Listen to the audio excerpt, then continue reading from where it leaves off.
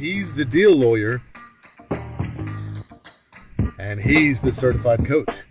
Find out what happens when these two professionals talk about universal questions and topics that require insightful answers. This week, the guys meet to talk about... This episode starts now.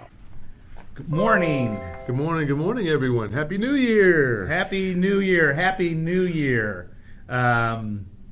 Hey, really glad to be back in the 2019. Yes, that's right. Got to remember to write that on everything that you're writing now. That's right. Yeah. As a lawyer, we always, the documents we're doing, it happens so often where people just forget to do it. As you're signing something that says 2018.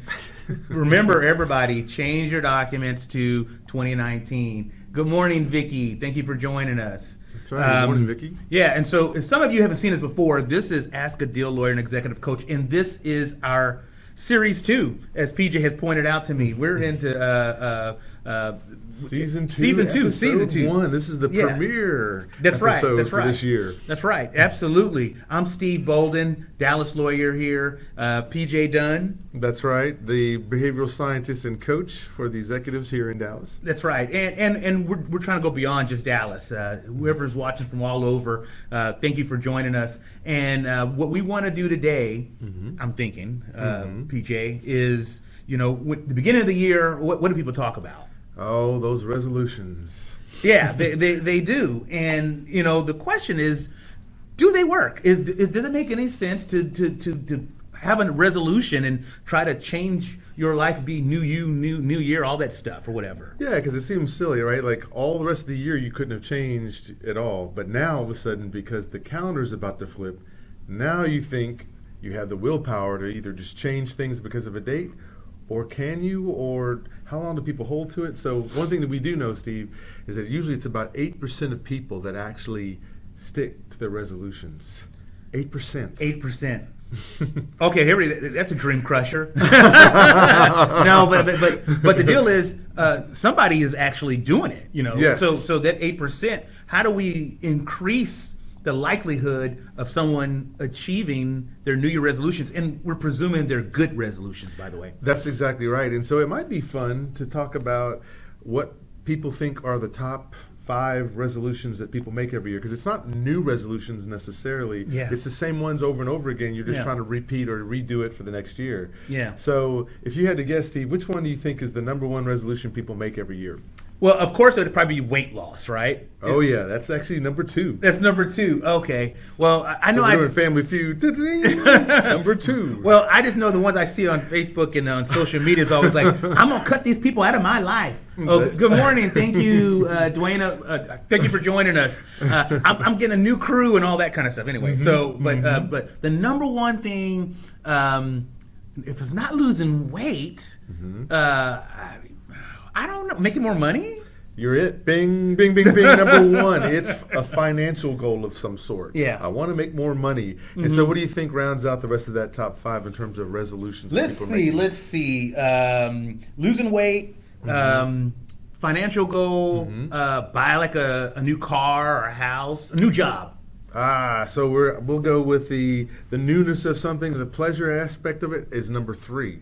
So it's something pleasurable that someone would find. So it could be... Go on a trip? That's it. That's number 4. And then number 5 is more of an academic one. And you've got it. Oh, school. Education? Read more books, but you're right on the right trail.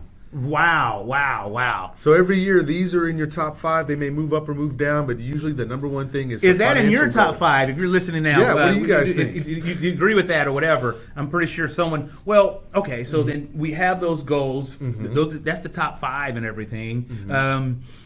Why do people fail?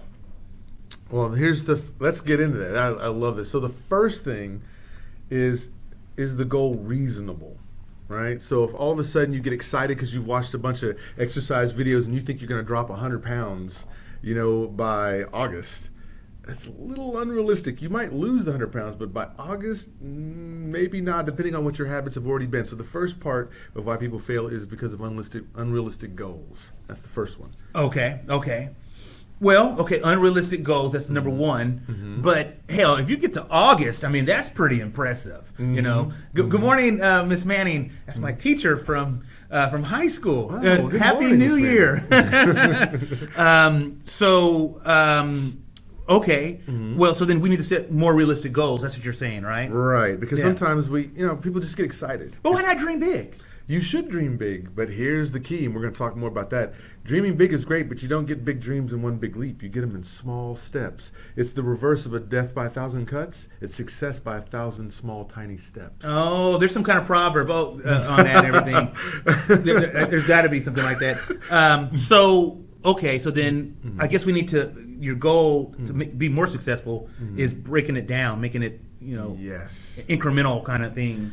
Yes, when people create a really big goal and then if they jump for it and they don't hit it, now they're really depressed. But really, it could be just that, well, maybe you had a great goal, and it's good that it was a large one, because it should be a large goal. But how are you going to consume it? What is more likely to keep you on pace to get it done? And it's really small successes every day will get you there, right? So Yeah. so it's the concept of money, right? If you just take $5, you want $1 million, but if you take $5 and just put $5 away every time you get some change, what will happen at the end of the year if you always keep putting away $5 every time you get cash? Right? Yeah, that's right. So you don't get $1 million overnight, but you would get it if you started. That's slowly. true. And so, interesting enough, I was thinking about, because I see Miss Manning here, this high school teacher talking about goals and New Year resolutions and all that kind of thing. She kind of inspired me to kind of do things Yes. and set goals to kind of achieve things. So would having somebody in your life kind of speaking good things, does that help also? Or is that? Yes, it does. So, and by the way, you got Urshel. Urshel's on, Metcalf. Thank you for your service, Urshel. Good to see you. Yes, you do. So when you think about it, number one is it's an unrealistic goal. Yes. Number two, it's poor follow through. Right, so you have a great idea of what your goal is going to be. You might write it down, but then you don't do anything. And then it's lack of resilience if you are on the path to getting the goal done, and then you throw it off by eating. I don't know, Super Bowl's coming, and you have your first beer if you're trying not to have beer, right? But you ruin it at the Super Bowl party. Yes, That's coming yes. up in February. And then the last one would be, to that exact point, changing the surroundings. Right? Oh, that yeah, you're that around. can be tough. And that's where the accountability comes in. Because if your surrounding has nobody who's willing to stand in the cut for you and speak up for you and help you stay on target, then you'll probably fall back to your own natural desires because you've been doing it for most of your life anyway. Penny just said it's like the magic of compounding. Build it up over time. Love that, Penny. That's spot on. Yeah, like the snowball. It builds up and everything over time. Well, how do we do that? So, what would you tell somebody? Hey, you got a New Year's resolution? This is step one on how to increase your likelihood of achieving it. I love it. That's perfect. So the first step is if the number one reason why people are failing is because the goal is unrealistic, then how do we make it realistic? Well, let's take something specific first, not just I want to lose weight. Instead, it's more like I want to lose 20 pounds because I want to feel better, right? Rather than I just want to lose weight. That's too vacuous. So it needs to be first specific, a real specific goal. Because when the more specificity you have, the more likely it's going to happen. The second thing is, once again, to think in terms of small increments. And I would say celebrate those small increments. So if you're saying, I'm going to lose a certain amount of weight, I'm going to cut out all sugar. And if you do that this week and you'll cut out all the sugar, then it's okay to say, you know what, right on, yes sir, yes sir. Give yourself that affirmation that I'm doing it, that I'm on the right place.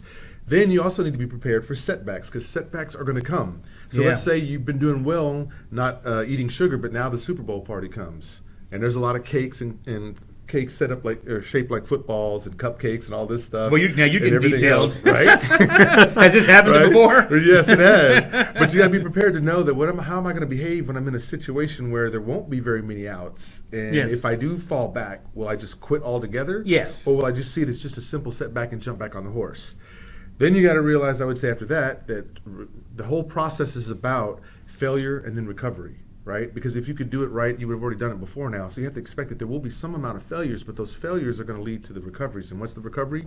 That I'm doing it in small steps and I'm willing to brush off the setbacks, not quit and go, well, I'll wait till next year and start this all over again, which some people do that. Right? Apparently about 92%. That's right. And then finally, I would say you want to get into environments where you have people who encourage the success, or put yourself in environments where you will be successful. For example, if you're struggling with sugar, you don't need to have candy and anything with sugar in your house, because more likely when you get hungry, you're going to run in there and go grab it. Geez. So you got to get that house set up for no sugar if that's your goal in that particular way. That will set up an environment where if it's not there readily for you, then there's good chances that you won't partake in it if it's not there. Wait, I want to remind our viewers, please like and share Yes. the videos and everything. I forgot to say that in the very beginning stages. Well, I think that's extremely helpful, PJ. And in case you don't know, I call PJ Dunn. He's the Dr. Phil of Dallas. I know Dr. Phil is in Dallas, but this is PJ, and he's got lots of great stuff here. Thank you for all that. Well, how do you build a community of people who can be supportive? You got to go find them, or how does that happen? You do, but we're in the world of social media now, so it's not hard to find other people who are into fitness if it's a fitness thing. Yeah. So let's just say you don't want to run because running is hard on your knees, but you might want to go biking. Well, if you go down to any of these shops that sell the bikes, you'll see that they have Post-its up on the boards when they're getting together to do rides together. Okay. That's smart of the shop to build a community around people who would be buying their products. So the interesting thing is you can always find a community. Just go find the object or the tool that people use and build a community around it. You can build a community around anything, collecting utensils, Star Wars cards, I was going to bring that up, right?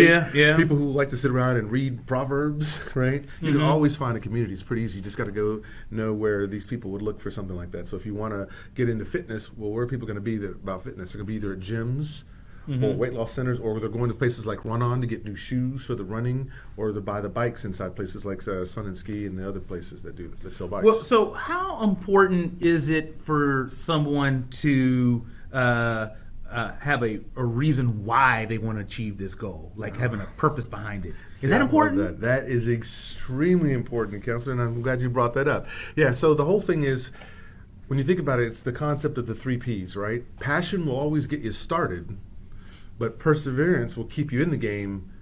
Purpose will make you look at the long game and say, okay, let me hang in there. So you definitely need to know what your purpose is. If you don't know why you're doing it, as Simon Sinek would say in his wonderful book, Start With Why, if you don't know why you're doing something, and the moment pressure hits and then the passion starts to fleet, well, then the next thing you know, you're probably going to ask yourself, well, why am I doing this? And if you can't come up with a good answer anyway of why you're going through all this turbulence, if you will, to get this goal, then you're more than likely going to quit. So I think I agree with that. I think one thing with your New Year's resolution, I know you've done this before, probably each year, but you really got to get into why are you doing it. You need to have some really, hopefully there's some deep meaning and a purpose behind it, because there will be tough times where you're going to, have a setback or whatever, and then you got to remind yourself why you're doing it. Is it important to write it down?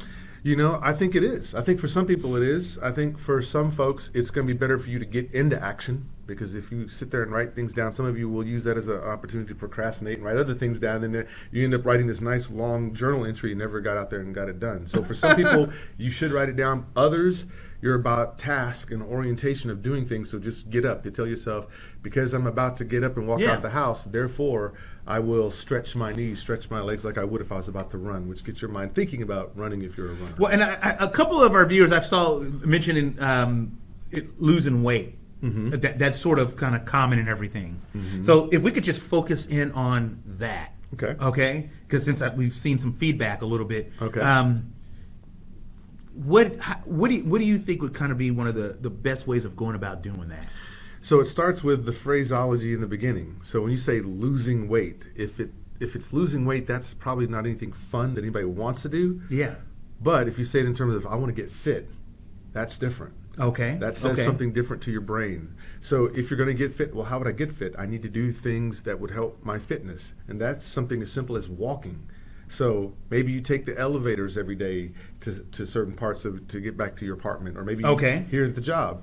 Maybe you say, I'm going to take the stairs halfway and then ride the elevator up the rest of the way until you get to the point where you can climb stairs the whole ways, right? So it's again, little increment things that you can do. After, of course, you detox the house by getting rid of all the foods that are going to be enemies to you while you're on this weight loss. And I think what I understand is as far as getting fit, half the battle, or maybe more so, is the diet piece of it as well. There's exercise, and that's one component, but of course it's also like you said, taking the sugars out or whatever it is. Yeah, whatever it is that's that's the downfall for you. Because if you think about it, if you're just going to exercise, right, go to the gym, get on the treadmill, but then afterwards you're going to have a pizza and beer and a whole bunch of other things, did you really do anything for your body? You just carbo loaded up your body, even though you just did a lot of sweating and burnt some calories. Yes. So it's actually both. You have to do this wonderful balance of diet and exercise. You have a bunch of gurus out there who are not named me, who can definitely tell you exactly what the exact ratios are. Yes. But I know that the body definitely was made to move because it has all these joints. And Yes. I know that food Yes. is made to be enjoyed, but not to be a glutton about, because it can add stuff to you. Well, PJ, would you be willing to share what any resolutions you might have this year? Yes. Like most people, as business folks, a lot of our goals are financial ones. So I definitely want to make sure that this year I'm able to help more people than I did last year. So I would like to see about 20 to 25% more activity with me engaging other people in newer ways, different ways than maybe what I've already done to help grow that audience and grow people into this whole. Well, hopefully, did you hear that, everybody? So let's help PJ achieve that goal, because I know him to be excellent at what he does. And so in any event, that's awesome. What about yours? What was your... Well, so I'm glad you asked that, PJ. So I did something that was sort of interesting. Only sort of? No, it was more than interesting. It's fascinating. Okay. I participated in a vision board party. A vision board party. You got to tell me about this. A vision board party. I didn't know it was going to happen, but I was sort of in the situation. But let me just say this. I thought vision boards were, and this is terrible of me to say this, but I thought it was more like, I don't know a whole lot of guys that do vision boards, and that's kind of what I didn't know about that. Okay. And so I was a little hesitant, right. But in any event, I did it and participated in everything. And so Lauren. The vision board was like, there's all this scrap paper and I was terrible in elementary at putting little creative things together in boxes and glue and all that. I hated that stuff. Okay. But in any event, I did it, and it was the most fabulous experience. And not so much for me, it was for other participants in it. Okay. There was one person who participated in this vision board, and he had like an experience where he kind of just basically let it all out. He was kind of struggling with some things or whatever, and what he was trying to achieve and everything. And so I am a huge fan of this vision board concept. But as far as my goals were, mine were not specific. They were kind of big and general and everything. It was just, better health, better mental well-being, mindfulness and everything, and increase wealth. Okay. So that was my 3 components and everything, and that's what I'm focused on. And I have I write down my stuff like on like a daily basis and trying to achieve things and everything. So that's sort of where I'm at. But one thing I have found out is that vision boards, hey, it's for everybody, and it's a very powerful tool, extremely powerful. So you get the board, I guess. You pick these up at any one of these Michaels or whatever. And someone did that. Someone they did it for you. I didn't know it was going on. So someone bought all this stuff, came in the house with it and everything. Okay. All right. And like, hey, what we're going to do is have a vision board party.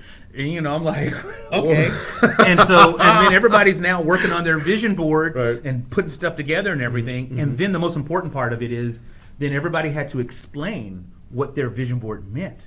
And so then you start going through it and talking about it. Wow. And the one young person was explaining his, and it was moving. So this is kind of like if a business plan turned into a vision board or something that you could visually see. That's what that would be, is what you're saying. Yes. Because the business plan is kind of like, we see it in the business world of, okay, let's sit down and talk about the things that we're going to need to do to move the needle. But here, this is just a visual representation of what would be. Well, and as you know, document. Yeah, as you know, and so like on the business side, like I typically I'm visual, and so I do write my stuff out and like put it on a chart or all that kind of stuff and do all that. And so that's in the business kind of. I kind of already done that in my mind. That's the way I do it. Okay, but this is about your life, just the whole overall thing, and I think it's brilliant. Miss Manning, great to see you. Resolutions are good. Surrounding yourself with healthy people who emulate. Oh, thank. That's very, very nice note there, Miss Manning. Thank you very much for that.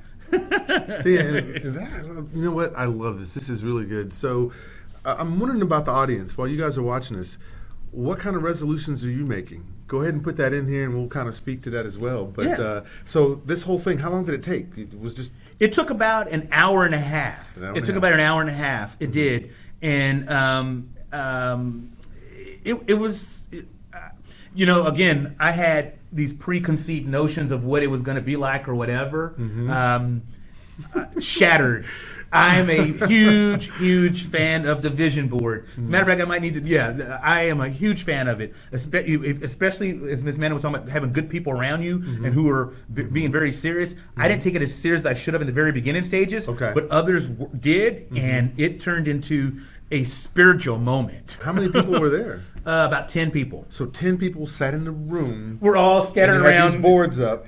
And then were you writing things, or were there pictures that y'all had already that y'all were putting up on the boards? They were cutting things out. You had little oh my pieces, letters and all this kind of stuff. And was I the only guy? There were only two guys in the only room. two guys And so the other ones are very, very. It was cool. It was very cool. Hey Todd, thank you for joining. Happy New Year. Happy New Year to everybody who's joining us. Yes. Hey, please like and share. We're talking about New Year's resolutions and how to get more success out of them, get more bang for your buck. That's right, because most New Year's resolutions, as we said at the top, if you're just joining us, fail. Only 8% of people actually stick to it, and then they say beyond February. So January is a good month, and you can imagine most gyms get most of their sign-ups probably in January, but then after the Super Bowl, people kind of fall off. But what we're talking about today is how you could stay on track with that. So I would say this. Oh, go ahead. Say this. I was going to say one more thing to the vision board thing. Yes. I'm getting this out of. Okay. It says a study conducted by TD Bank shows that small business owners use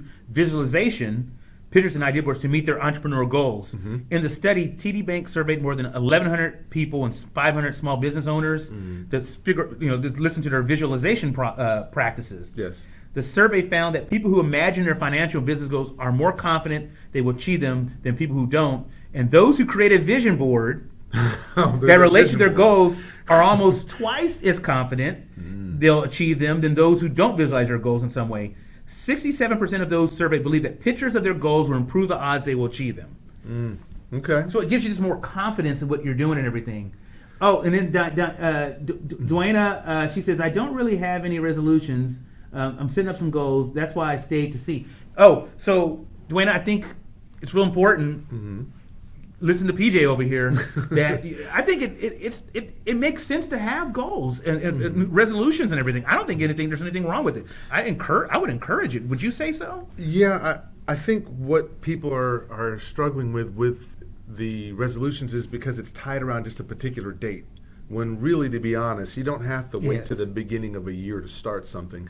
If you can start something now by putting together a deliberate plan with specific goals, and then again put the environment around you, and then make sure that you follow the goals and know what your purpose is, then you'll get there. So in a way, it is kind of silly to put it around one day, like you need to wait for the new year. But at the same time, it's not hurtful to have it be, okay, I'm going to start at the beginning of the year. And so, you know what I like to do? So I do set up resolutions and goals, but I do like a quarterly check-in and kind of assess where I'm at, what I need to tweak, or whatever it may be.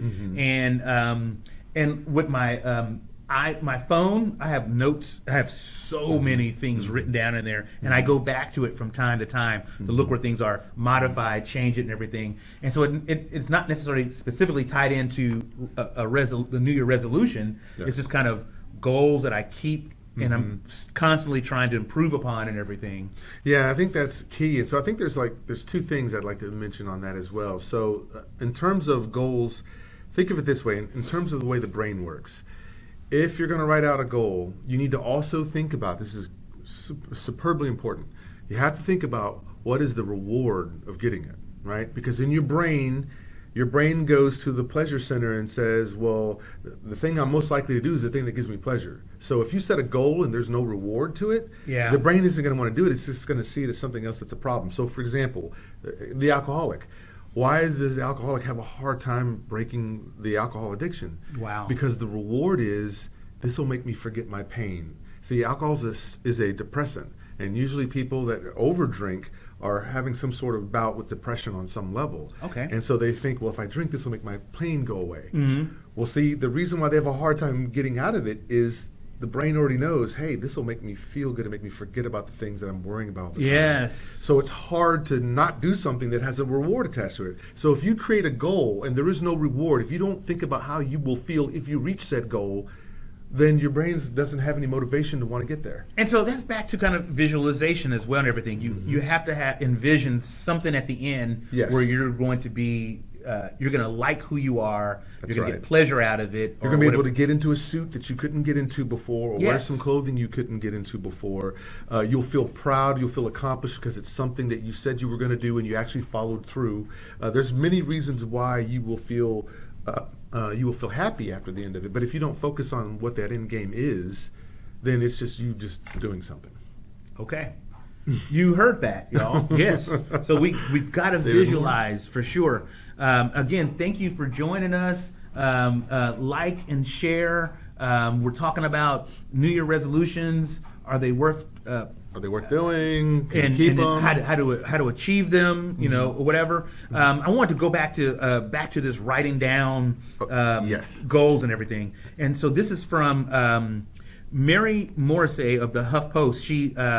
She was writing about Dr. Gail Matthews, who's a psychology professor, who was talking about the art and science of goal setting and achieving them, Okay. and whether or not if it's better to write them down. And so she gathered 267 people, men and women from all over the world, all walks of life and everything.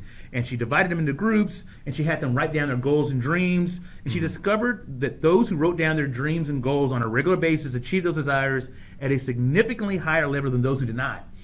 She found that 42% more likely to achieve their goals simply by writing them down on a regular basis. 42% increase. Yeah, that makes total sense. So the more modalities that you get involved, or the more senses that you get involved in a particular activity, the more likely you're able to remember it. For example, if you're networking and you're only counting on your ears to hear what the person's saying when they mention their name, that's one way of trying to remember the name. But if they hand you a business card and you see it while they say their name at the same time, you've got two senses involved, so it's double likely that you will remember rather than if you leaned on just one sense. So if you're writing something down, you're now using touch and then the executive functions that are in our fingers. Well, that should be another resolution of mine, is trying to increase. I want to do better at kind of name, remember doing that kind of thing. I sometimes struggle with that at times. Yeah. That's a true confession here. So the best see, that's transparency. See, that was a goal of his for 2019. He's already hit that goal. What's the next one, Steve? No. Right. But the visualization thing, I do want to touch on that as well. So Yeah. what's great about visualization is that if you can visualize something, that tells you that you're actually in a place where something could change. Remember when people say, oh, I just can't see that? Well, that's the reason why they're stuck, because they can't even visualize it. But if you can visualize or see that there is a light at the end of the tunnel, if you can imagine there is a way that I can get that, whatever that thing is, if you could, that's already half the battle right there. Most of the really people is. that never make it, Steve, are the people who go, well, I never thought I could ever go to college. Well, I never thought anybody in my family could do this. Well, I never thought, right? So it actually has to be somebody who can say, I can see where I'm at now, but I can also see. Yes. And see, the negative people always go, I see where I'm at now, and I see how I got there. But that can help if you're going to go through that and look at what was the bad things. But if you don't see the futuristic extension of it, so then you're stuck. Do you help people do that? I do. First of all, I like to sit down with them, and again, I want to understand, well, what are you trying to do? Right? And then based off of who you are, how do you think you're going to do it? Because see, the way you're going to do something, if it's the same goal that I have, is going to look different than the way I would do it. And the way you're going to do it is probably based off of some strengths, some education, some skill, knowledge, and practice. Yeah. The way I'm going to do it is probably the same way, off of some strengths, skills, knowledge, and practice. But we're both got the same goal, but we're probably going to do it differently. So I need to imagine when I have a goal, I want it to be specific. Yes. I want it to have a reward at the end of it so that I want to do it. Yeah. But I also need to understand it the way I would do it, not necessarily the way you would do it or someone else. Oh, and that is such a great point. I know we got only a minute or two left and everything, is that I'm a huge fan of history. I do watch the way people achieve things and everything. But what I've learned over the years is that we all have our own path and course. That's right. And you have to utilize your own strengths and weaknesses, whatever they may be, and your experiences to chart your own path to achieve whatever goal it is. And it may not look like the way someone else did it. That's right. But by golly, at some point, by golly, you're gonna, when you look back and you're done, you're like, wow, that's the way that happened. It's amazing, you know. Yeah. And so I love that. I love the fact that this whole visualization process, you've got to sit down, meditate, go someplace, and be able to try to visualize how it's going to happen for you. And it's real important to do that and really focus on that. We only got 1 minute here. I'm going to say closing remarks here. Hey, I'm glad to be in season 2. Yes. Ask a Dealer, Executive Coach. We have an exciting year for you. And thank you for joining. Share, like, tell your friends about us. We're going to be on Wednesdays at 10 a.m. We Where might can they be find doing you, Steve? Where can they on find you? Facebook. You're here now and everything. I'm on Instagram at steve.bolden. On LinkedIn. We got a YouTube station as well. We'll put that down below as well. Hey, thank you, Penny, for joining us. Yeah, thank you, Dave, for joining us, and Lauren. And I'll just simply say this: as you're doing your goals, do it this way: manage the weaknesses, but polish your strengths. And if you don't know what they are, get around people who can tell you what they are, and you can take an assessment for that too. It's called Strength Finder 2.0. There we go. Okay. All right. Hey, enjoy the rest of your week. Happy New Year. And hey, let's achieve those resolutions. Let's be part of the 8%, the growing 8%. That's All right. Let's knock the Okay. cover off that ball and go Cowboys.